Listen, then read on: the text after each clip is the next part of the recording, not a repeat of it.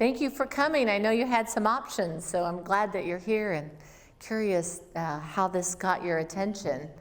First of all, let me introduce myself and my company. I'm Christie Summervill. I'm the CEO of BalancedComp. And for 23 years, I've worked exclusively with financial institutions to set salary ranges from the C-suite down to, used to be the scan operators and proof operators. We don't have those so much anymore, but throughout the entire organization. So as it relates to total cash comp, that is definitely our wheelhouse. So when I first started BalancedComp, I envisioned really transforming the process of how you determine what the market is paying, from a process that seemed like fourth quarter when HR executives have nothing to do and all the time in the world to pour over Excel spreadsheets. No, that's not true, right? Where you have both the methodology, 30 sources of data tailored to your market, tailored to your asset size, and grade it for the way you operate your job. So that's balanced comp. We do compensation, performance management, and short-term corporate scorecards. So with that, let's talk about the subject today. So beginning in 2015, publicly traded companies were required to report the CEO's total pay to the average total pay of the median employee. That's the definition of the CEO pay ratio. The purpose of it was that there was a growing concern that executive compensation levels had far passed the wages for the average employee, and it was really a social justice question, right? It was thought that by reporting this information, it would affect consumers' choices, investors' choices, I think maybe employees' choices today, it might be thought, and as they made more informed decisions. It was a part of the Dodd-Frank Act. You all know this so far. So I want you to hold on to something, though. It was a part of really a social justice initiative to bring equity. So it was really kind of the government's attempt to spotlight excesses that could be problematic. A lot of it was politics. Some of you are publicly traded companies. You need to get your reports in. The question that I want you to hold today is, is CEO compensation climbing faster than the average wages? And does this have anything to do with you? Does it have anything to do with you? What are the takeaways from that? The problem was that there was difficulty in comparing those wages. It really rather muted consumers and stockholders' voices. There was so much flexibility allowed in the reporting. Some would report it based on base pay, some would be on total cash comp. There was a lot of difficulty in interpreting the results.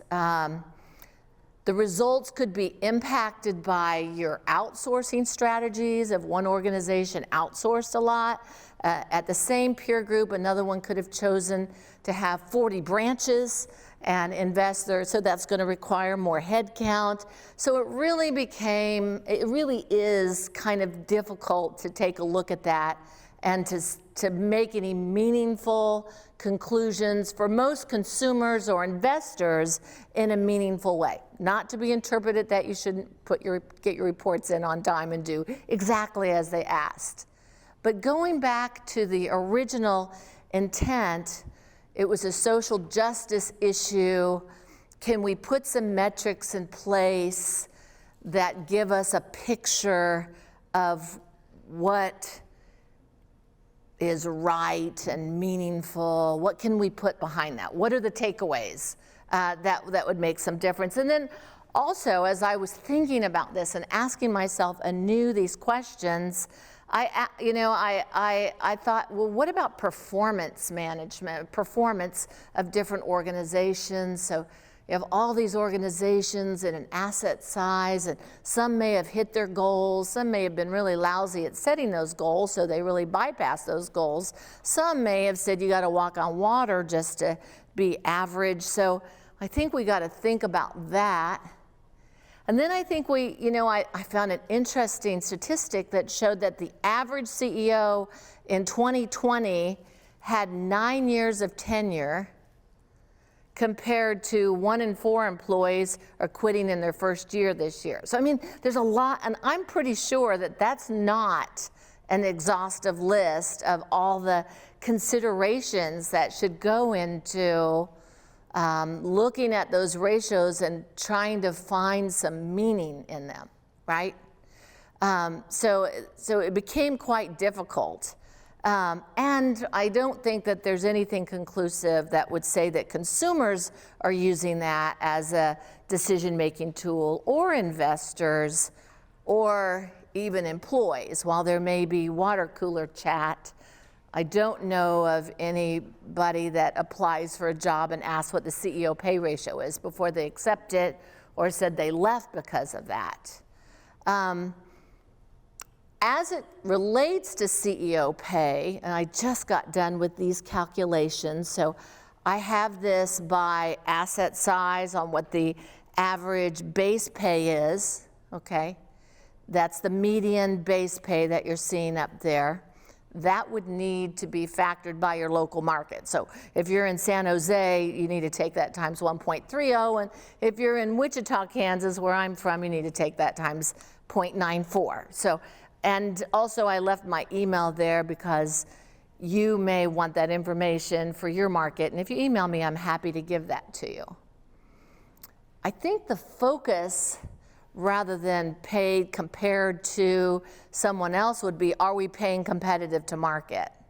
That's my belief, is if you're paying competitive to market, then you're justified in your decision making. If you have the methodology to determine the market and to make your decisions, and if you have your performance metrics that justify where in the range you're paying and what kind of long-term and short-term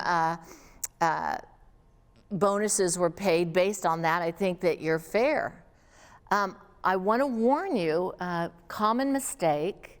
I'll often find board members who look at the average annual bonus and think that's the only number. It's really for average performance. In other words, if your organization is competing to it's average performance compared to your defined peer group, then this would be the average. Typically, it goes about 150% of that number for stellar performance. So I'm going to change the question just temporarily to, are you paying competitive to market on all the different components of compensation? I've just brought you the 2023 cash compensation, not tailored to your market. So that's one thing. This slide, I loved seeing this because the average, when you see conversations about CEO pay ratios, anyone know what the average is for the Fortune 500 company? Okay, it's 351 to 1. Do these community banks look like they have any issue in that department? Even in the 8 to 12 billion, it's 24.79 to 1. It's not even close. It's a non-starter on the conversation. So I thought that was, and now this is just base compensation.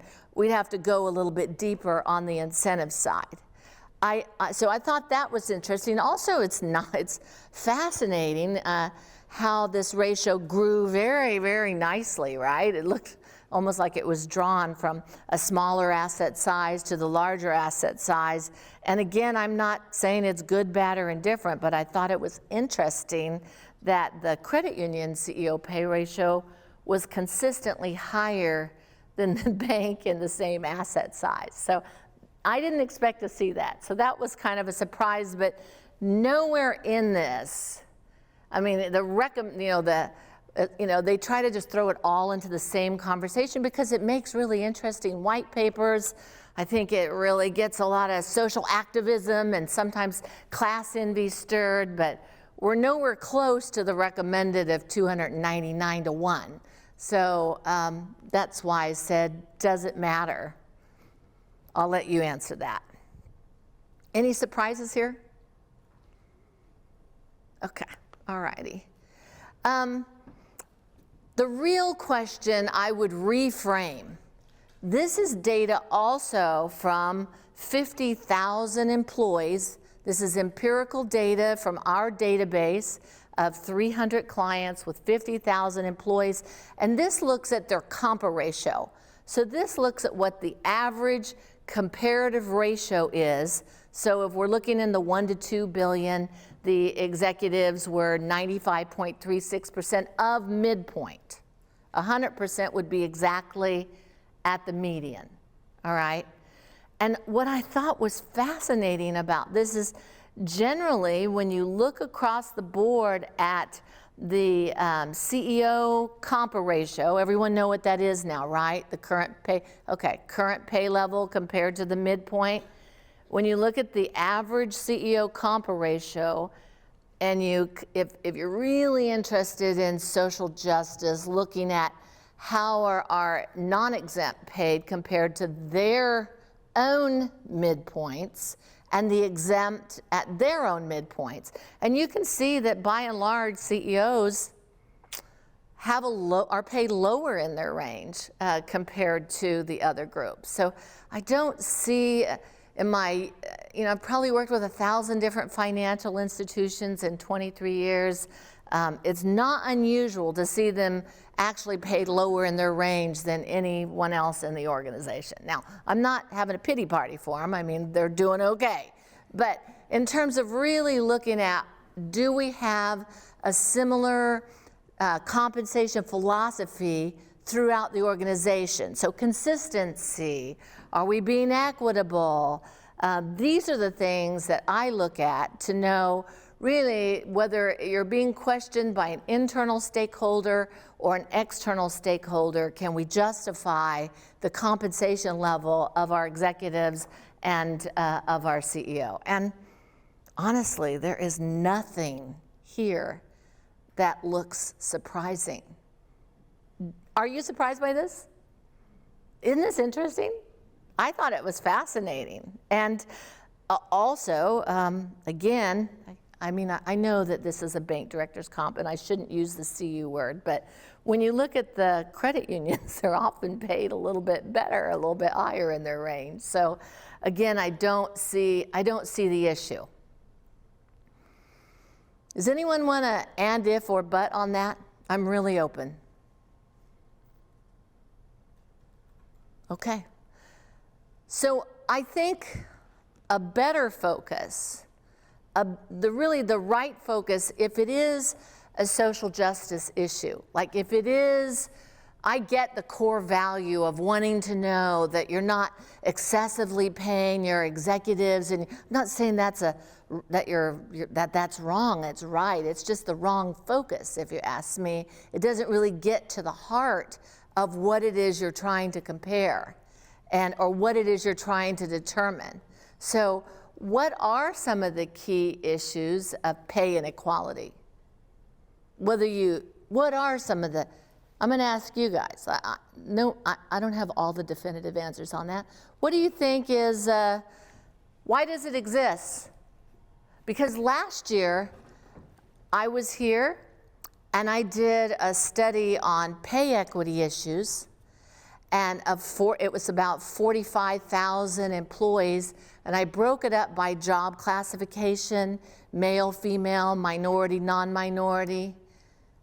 How many of you think that I came away with evidence that there was an issue with minority pay equity? Raise your hand if you think I found that. How many of you? Raise your hand. I want to see it. This is important. Okay. How many of you think I came away with gender pay equity? Yeah? Why don't we just call this presentation done and go home and take care of those issues? Right? Like, we can just take care of what we already know exists. Now, we don't necessarily have proof. It's a gut instinct, but proof is so easy. Like, you just have to ask your HR executive for the compa ratio for female exempt, non-exempt executive, or minority, non-minority, exempt, executive, non-exempt. If we ask for it, like, are they going to say no? They are definitely not going to say no. They're probably hoping you will ask for that, because it's a lot easier to bring that information forward when it's being asked for, like you ask for any other financials. And from what I'm hearing in the roundtables this morning, you're asking for a lot more of that information. So by developing the discipline, either internally or externally, to determine for a fact what your market rate is. And honestly, what is our biggest competition? It is poor executives who are being asked in their busiest quarter to do something in Excel with 3 or 4 surveys they've been allowed to buy, which you should throw me out the door if that's all I came with. And yet, internally, that's what they're doing. So either not enough information, not enough methodology, not enough being asked for that kind of information. That is really at the heart, although maybe a good intentioned Dodd-Frank, maybe it was well intentioned. It doesn't really get to what it is you want to know, is do we have a social justice issue? So we should be comparing specific jobs to those same jobs in the market, not against CEO pay ratios, to determine if there's social justice issues. Make sense? Anyone see it differently? Do you think I'm wrong? Am I offbeat? Have I missed something important? Because we really want to know. Sir, Freddie. I agree. I agree with that statement. My question is, looking at what about looking at the increase in the time frame, in a specific time frame, in relation to those different groups? So the CEO's increase rate in the last 20 years versus, the increase rate in the last 20 years for a particular position or role. Yeah, that's good. That's good. That's another thing that you should look at, Freddie. This year, because we just finished this, for 180 benchmark jobs, the CEO pay movement, I averaged all the asset sizes on base pay. It was a whopping 2.64%. Okay? It really isn't. It's not. So when they throw publicly traded community banks in with a whole conversation about Fortune 500 companies, you come out looking, the whole topic sounds like there's an issue, but there isn't an issue. So I think that that's important to look at on what that is, but there is the average salary structure movement this year in comparison, Freddie, is 3.5. And the market is ugly. Every range didn't move a nice, pretty 3.5. Some of it, I was like, they're not going to believe me when I show them what the benchmark data is doing. The average labor budget is 5%. I'm not saying 4. Remember, we forget the first word. It's projected labor budget. We won't really know until September what the 2023 salary, or what the 2023 labor budget increase was. But the structure movement is 3.5, so I disagree that it's 4.1 average, because that leaves you 0.6 for performance and for moving people closer to their midpoint. That won't work. So it's about a 5%. So even recently I did research and I looked, it was like the last 4 or 5 years what the average has been as far as base pay and short-term incentive. I can't speak to long-term incentive, Freddie, but it was quite conservative for this group. It was a non-issue. Interesting white papers, gets a lot of attention, probably the wrong focus. I've only worked with financial institutions. Yes, do I on occasion see someone in a small asset size that's making, $1 million or something? they are an outlier. That's why they stand out to me, because it doesn't happen. It really doesn't happen. That was a great question. Anyone else? Ma'am.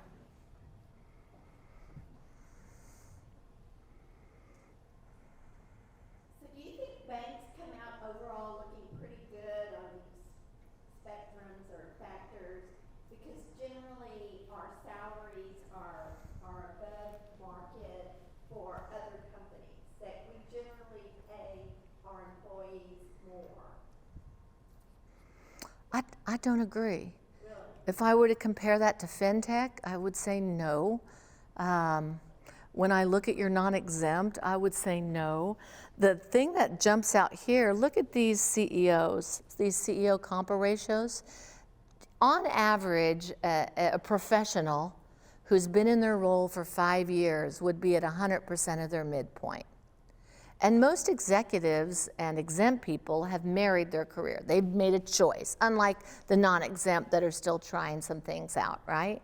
But look at these compa ratios, 84.98%, 90, that's 10% below the average. 90.42, 90.06, 80, 89, 84, 87. By the way, can I point out that these are the best of the best? They've hired a comp consultant. They didn't do that to do nothing. So if I were to look at the market at large of community banks, I'm quite sure those numbers would be worse. These are the people that have me on retainer to talk to their boards and to say, well, they've got 7 years in the role, they really should be here, what's the corporate performance look like? I mean, these are the best of the best, and that is pretty bad. If you're exempt, we're paid, I gotta be careful about how passionate I get. If you're exempt, we're paid like those CEOs as far as a percentage of their midpoint. We'd really be doing some recruiting. You'd really need to be doing some replacements for sure. Sir? You might be getting into this later on in your presentation, but is there a proper ratio in determining total CEO compensation to either pre-tax or after-tax profits? Does anyone else want to take that question?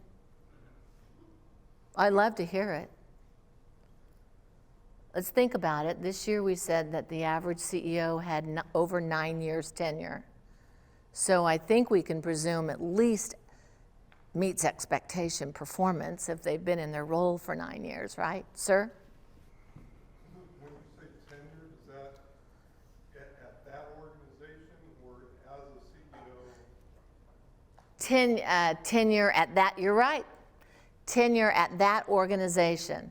They've been the CEO for 10 years or 9 years. They've been the CEO. Could they have been a CEO at another organization even longer? Yes. Now, if that was a smaller organization, that doesn't count. But if it were a larger organization, you'd consider that. But you only need 5 years to be at midpoint, at 100% of base pay, and I would gather at least 100% on short-term and long-term. I mean, we're only talking about the average. We're not talking about paying them above market. So if someone averages 9 years in their job of running your organization successfully, and we don't even have to talk about what the last several years have been like, I think that 100% of the 50th percentile is certainly reasonable, if not low. We don't have any of these except for the 8 to 12 billion in that level. Anyone else?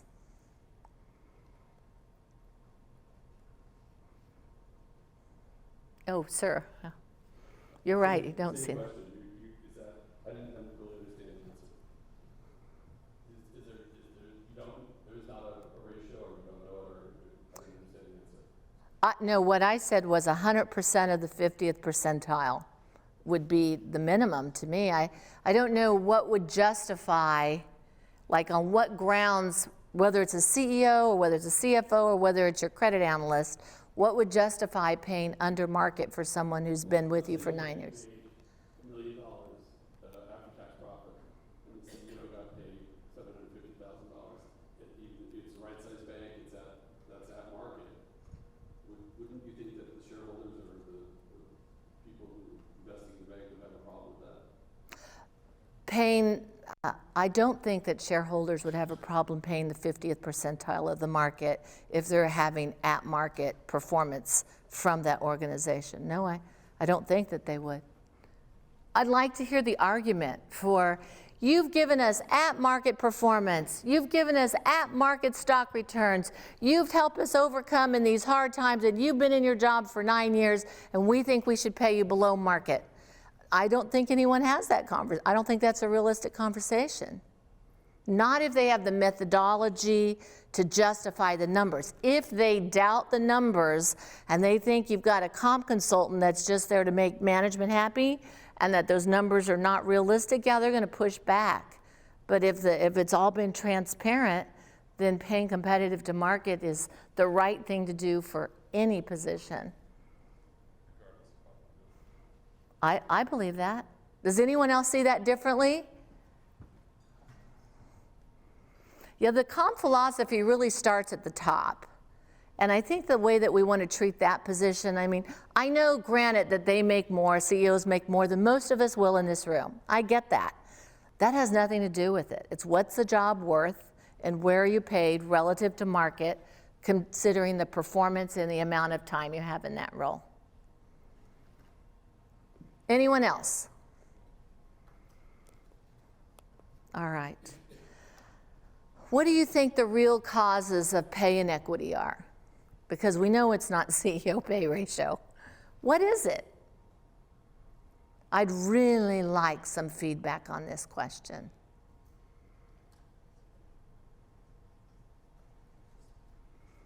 Many of you raised your hand when I asked you how many of you thought that there was minority pay equity issues. And many of you raised your hand when I asked if you thought that there were gender-based pay equity issues. If we take out reasonable things like amount of experience, performance scores, assuming those are objective performance ratios, if we take that away, what do you think is the real cause of it? Ma'am?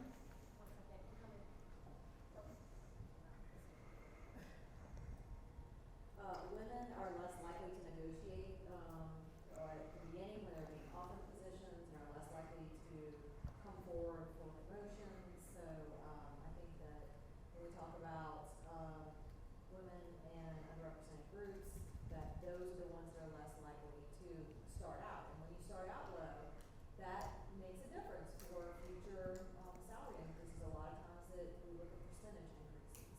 And so when you start low, you end up kind of in the wrong spot too. Yep, that is the premise for why we have pay transparency states to help make up for that. There are like 13 pay transparency states because of that. And while I really am not fond of pay transparency, I'm 100% fond of methodology transparency.